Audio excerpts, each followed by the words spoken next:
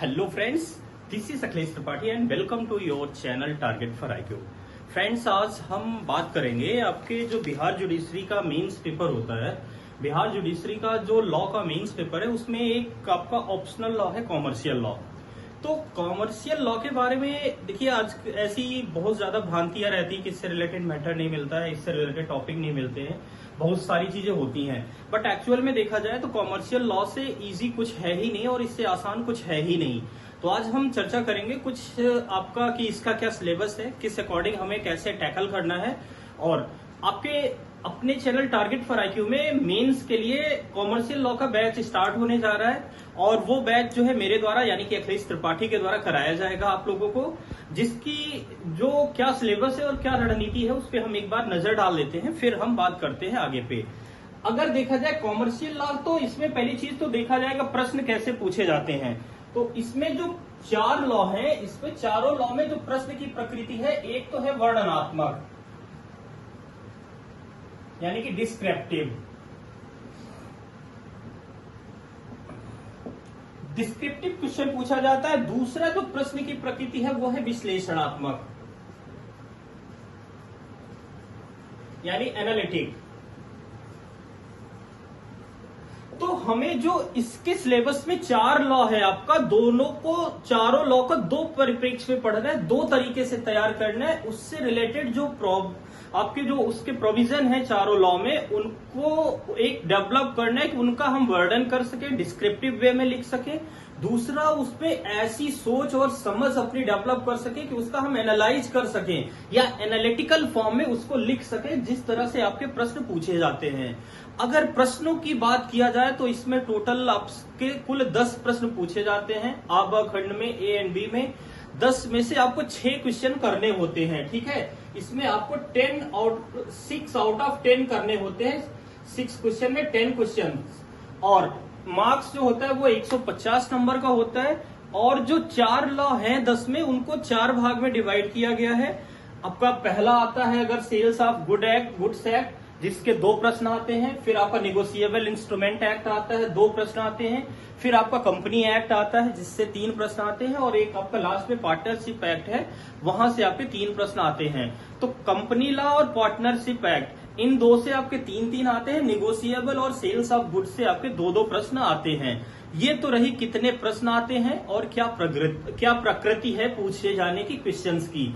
अगली बात पे अगर दोस्तों हम चर्चा करें तो इन चारों का सिलेबस क्या है, क्योंकि देखिए हम यहाँ पे प्रीलिम्स नहीं पढ़ रहे हैं कि हम बेयर एक्ट उठा के पूरा पढ़ लिया, एक तरफ से ये सेक्शन रट रहे हैं।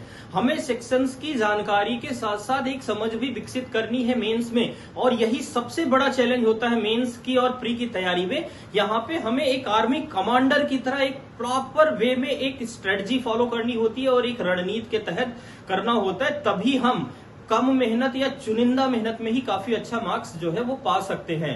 तो अगर देखा जाए पहले इसी क्रम में सेल्स ऑफ गुड्स एक्ट 1930 के बारे में, तो दोस्तों इसमें आपके छोटे बड़े 5 टॉपिक है।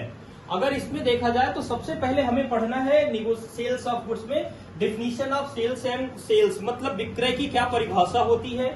फिर कंडीशंस एंड वारंटी, शर्तें और वारंटी जो विक्रय की होती है उनके बारे में। फिर आपका पढ़ना है ट्रांसफर ऑफ ऑनरशिप, मतलब स्वामित्व का कैसे हस्तांतरण किया जाता है किसी चीज के विक्रय में, उसके बारे में पढ़ना है।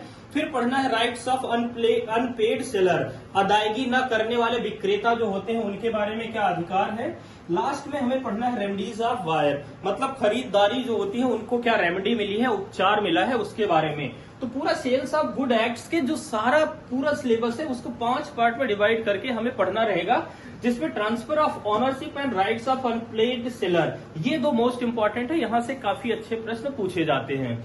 Second, if we go to discuss about negotiable and instrument act 1908, so the syllabus of negotiable and instrument act of 1908 divide into 5 parts. The first one is definition of negotiable instrument act, मतलब पराक्रम में लिखित जो अधिनियम है उसकी परिभाषा के बारे में। सेकेंड है kinds of negotiable instrument act, इसके प्रकार। फिर rights and liability of parties, जो पक्षों के अधिकार होते हैं, पक्षकारों के अधिकार और उनकी क्या रिस्पॉन्सिबिलिटी, दायित्व। फिर निगोशिएशन एंड निगोशिएबल एक्ट, मतलब निगोशिएबल इंस्ट्रूमेंट एक्ट जो है उसका क्या निगोशिएशन है, निदान है। फिर लास्ट में निगोशिएबल एक्ट का डिस्चार्ज यानी कि निर्वहन। इन भागों में डिवाइड करके हमें निगोशिएबल एक्ट पढ़ना है और इन्हीं के तहत अगर आप देख लीजिए लास्ट में लगभग 80 से लेके अब तक के जितने एग्जाम हुए हैं इन्हीं सिलेबस के आधार पर प्रश्न पूछे गए हैं।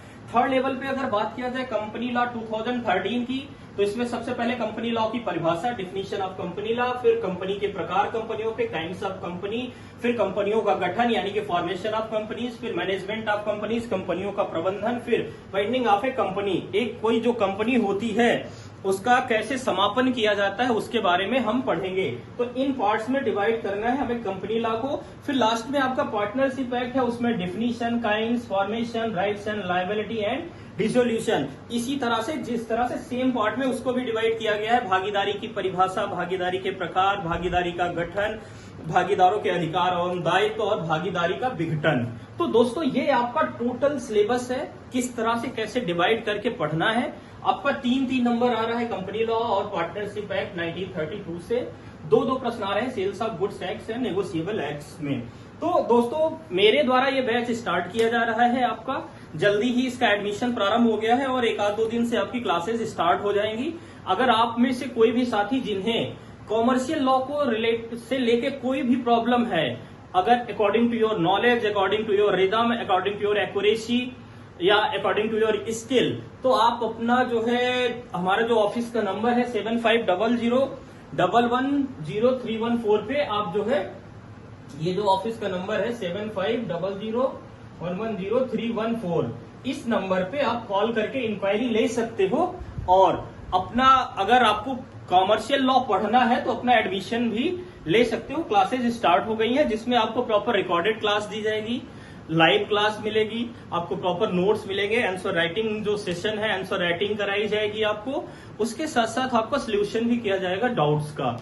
ठीक है, तो इस तरह से ये आप कॉमर्शियल लॉ को तैयार कर सकते हैं। इस वीडियो में साथियों बस इतना ही, मिलते हैं हम किसी नए वीडियो में एक नए लेक्चर के साथ, तब तक के लिए थैंक यू वेरी मच।